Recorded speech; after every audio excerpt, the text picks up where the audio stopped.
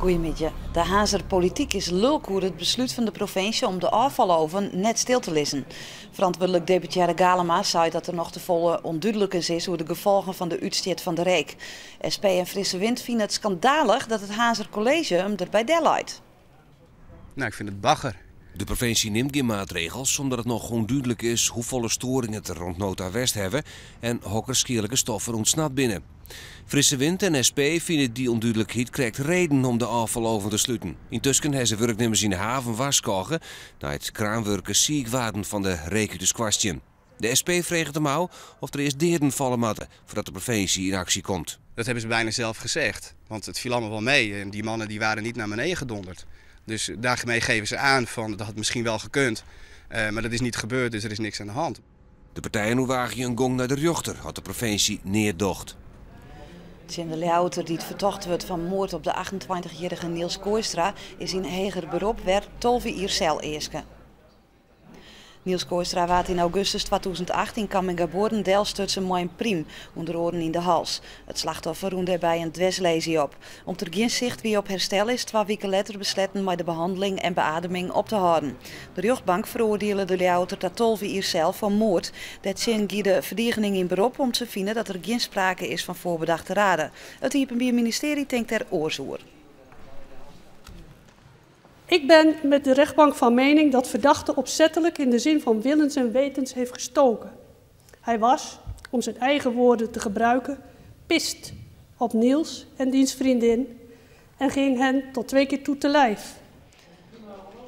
De weddenschap met een roze auto voor Pieter Wening begint aardig uit de hand erin. Dit is het resultaat van een weddenschap tussen Frank Wierstra van Burgem en de hutfietser van de Harkema. Om Wening een etappe woen in de Ronde van Italië liet zijn trainingsmaat deze auto in het Giro roze spuitje. Een tal ondernemers die het mal binnen van het hutfietsen willen nou dat de Burgemer met zijn auto naar Italië gaat. Ja, die gaat mee. Ja. Die gaat in de trailer mee, achter zijn camper aan.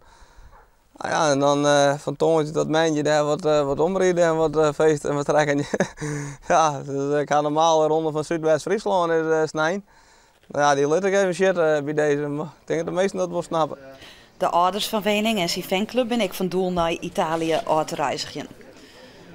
Meer dan 100 mensen hebben juist op een informatiebijeenkomst van sportclub De Jouwer West, hoe de zedenzaak dat een trainer van de club voor vast zit. Ze konden vragen stellen aan de clubleiding, maar ik kon de officier van justitie, de burgemeester en hulpverleners. De 32-jarige vertochte had bekend dat er foto's maken had van bleerte jongens die toen het douchen winnen. Sportclub Jouweren wordt de komende tijd bijstaan door hulpverleners als band, trainers of orenvrijwilligers die er verlet van hebben. Van de morgen is het allereerste Fries Dagblad op tabloid-formaat uitgaan. Op een feestelijk versierd karken werd het bij Tresor gebracht. Het eerste exemplaar werd hoe langer onder widow van oud-staatssecretaris van Onderwijs Klaas de Jong van Snits, die in maart op 84-jarige leeftijd verstoorn is. De Jong wie jet iets actief bij het Dagblad. Het mooie waar van de oranje tijd zorgt in Leeuwarden voor oerles van jongeren die het jongensboeten omhingen. Gemeente en politie hebben het er druk mee. Just de Jong de veilige cijfers van Leeuwarden presenteren en daaruit toch blijken dat het al inbraken in de Haatstad nog altijd een probleem is. Er is een speciaal inbraakteam voor opgericht. Maar een actueel probleem in de stad is de oerlijst van jongeren. Troch het mooie waar bleven ze langer op stritten en in parken hingen. Gemeente en politie hebben een nieuwe aanpak. We hebben extra inzet, we hebben een taskforce jeugdoverlast. Dus daardoor kunnen niet alleen de politie, maar ook de buurtbewoners sneller melden wat er gebeurt. En dan gaat er een ploeg op af. Politie, maar ook jeugdwerkers. En die jongen worden op aangesproken. Gaan ze vervolgens naar een andere buurt, wordt het ook in de gaten gehouden. Voor de komende dagen wordt minder mooi waar voor zijn. Het is dit hier 450 jaar dat Menno Simons verstoor, de stichter van de doopsgezinde kerken. In zijn beddendorp Wietmassum wordt er deze simmer wietwaardig bij stilstaan. Dat wordt onder oren dien maar een bezinningspaad. Dat begint in Pijhem en hier bij het monument waar Simons eindigt.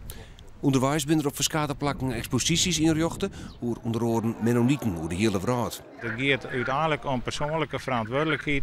Wil je verantwoordelijkheid nemen voor jouw dieren? Staan jou voor wat je zegt? Is jouw ja, is dat ja? En ja, ik denk dat we daar op deze echt nog wel verleid van hebben. Dus in Safire is het nog modern, zeg maar. De organisatie rekent deze december op zo'n 10.000 bezoekers uit binnen, maar vooral uit het buitenland.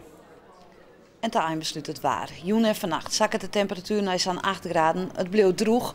Morgen wordt een dag met zinneskien waar en het bleef wat fris. In de rin van de dag komen er stapelwolken.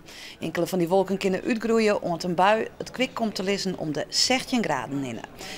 En dit wie het met het kwartenijs aanstond 6 uur, dan ben we er weer met meer en oornijs. Graag ontdaan.